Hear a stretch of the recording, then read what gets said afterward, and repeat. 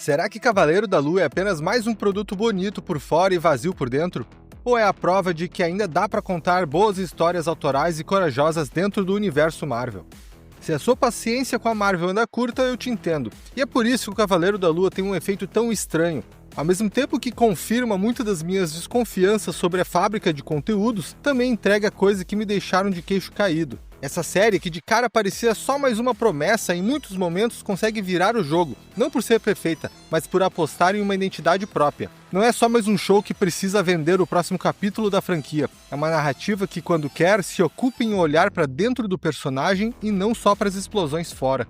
Oscar Isaac é o coração pulsante disso tudo. Ele não apenas carrega a série, ele a humaniza. Ao alternar Steven, Mark e as frestas entre eles, Isaac transforma a dissociação em matéria dramática, e não só em efeito visual. Você sente o desespero de alguém que perde horas da própria vida e é desacreditado por quem deveria ajudar.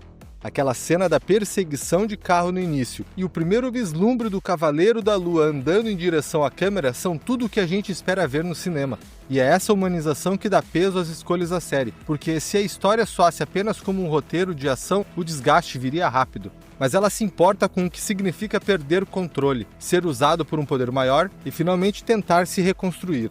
E por falar em poder maior, a forma como a mitologia egípcia é trabalhada merece aplausos. Ao invés de virar cenografia exótica, os deuses e rituais entram na trama como mecanismos de controle, culto e ambição divina. Khonshu é símbolo de um suzerano que se alimenta da devoção e manipula vidas para cumprir sua vontade. Amit traz à tona um debate inquietante e pouco explorado sobre justiça preventiva. Alguém merece ser punido por aquilo que poderá vir a fazer? A série planta essas sementes e, quando ela decide cavar mais fundo, o resultado funciona. Quando não se aprofunda, fica a sensação de oportunidade perdida. A influência dos quadrinhos também é clara. A primeira parte se entrega ao aspecto de devoção e servidão da fase de Warren Ellis, enquanto a segunda mergulha na psique do protagonista e na necessidade de aceitação interna da fase de Jeff Lemire. Às vezes, a Marvel reaparece em decisões que soam mais como iscas para o universo expandido do que como necessidade dramática. Isso tira um pouco da força da experiência, porque você passa a se perguntar se a cena existe para servir ao protagonista ou para abastecer um catálogo futuro. E é aqui que entra o ponto mais importante. Cavaleiro da Lua não parece, na maior parte do tempo, uma produção feita só para expandir o universo Marvel. Sim, tem um humor fora de hora, mas a série exala um aspecto autoral forte com vontade de contar uma história própria. Em certos momentos, a narrativa opta por soluções visuais grandiosas e maravilhosas em termos de espetáculo, em vez de mergulhar nas questões filosóficas que ela mesma instiga. A ideia de julgar alguém por crimes futuros, por exemplo, é um prato cheio para discussões éticas profundas, mas a série dá apenas mordidas tímidas e segue para a próxima arena de ação. Também há desequilíbrios da construção dramática. A parceira de Mark e Steven, a Layla, evolui para algo próximo de uma força invencível, o que é ótimo para a adrenalina, mas empobrece o conflito interno quando a narrativa usa essa onipotência feminina como atalho. E Steven, que deveria ser o elo empático com o público, em alguns trechos é reduzido a traços caricatos que atrapalham a empatia. O contraste entre ele e Mark, que poderia ser um motor de descoberta, às vezes vira apenas um jogo de extremos que não aproveita todo o potencial dramático da divisão de personalidades. Mark, por outro lado, tem o arco de redenção e aceitação bem trabalhados. A série acerta quando decide ser pessoal e visualmente ousada, mas peca na coerência do tom em alguns momentos. A geografia da aventura prometia jornadas arqueológicas globais, tumbas e pistas espalhadas pelo mundo. Em vez disso, boa parte da ação fica concentrada em poucos locais. Isso não impede que haja cenas memoráveis, mas reduz o escopo que imaginávamos quando o projeto foi anunciado. Ainda assim, quando o Cavaleiro da Lua decide aprofundar, o resultado é memorável. No cerne da série está a abordagem da saúde mental. A dissociação aqui é tratada com sensibilidade na maior parte do tempo. Steven e Mark não são apenas motivos para cenas de ação, são pessoas que lidam com perda de controle, vergonha e desejo de pertencimento. A jornada deles é um dos acertos emocionais da trama.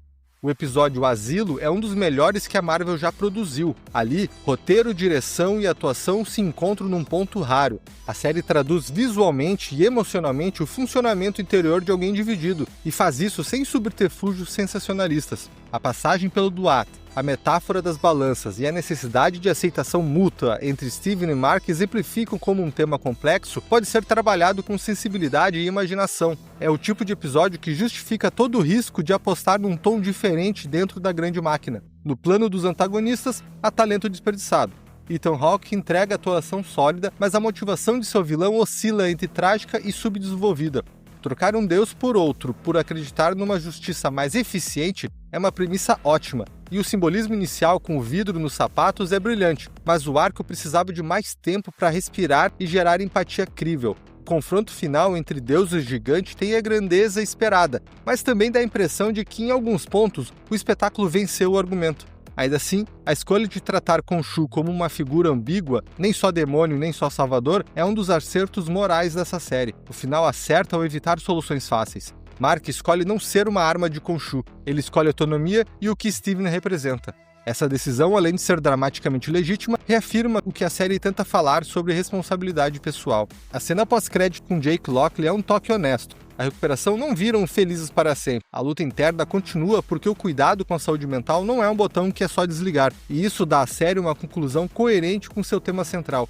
Cavaleiro da Lua é ao mesmo tempo uma redenção e um lembrete. Redenção porque prova que o universo Marvel ainda pode abrigar projetos autorais, capazes de tratar com profundidade questões humanas. Lembrete porque também demonstra as tentações da franquia, a necessidade de alimentar o ecossistema de produtos e muitas vezes sacrificar a consistência narrativa em nome do gancho. Cavaleiro da Lua merece uma continuação? Merece sim, mas precisa ter coragem para aprofundar as perguntas que a primeira temporada só começou a formular. Precisa explorar a mitologia e a ética que colocou na mesa, usar isso como diferencial e manter a ousadia emocional sem sucumbir à pressa de plantar sementes para outras pontas do universo. No fim das contas, Cavaleiro da Lua é uma das joias mais pessoais que a Marvel produziu recentemente. Imperfeita, ambiciosa e, em muitos momentos, verdadeiramente comovente.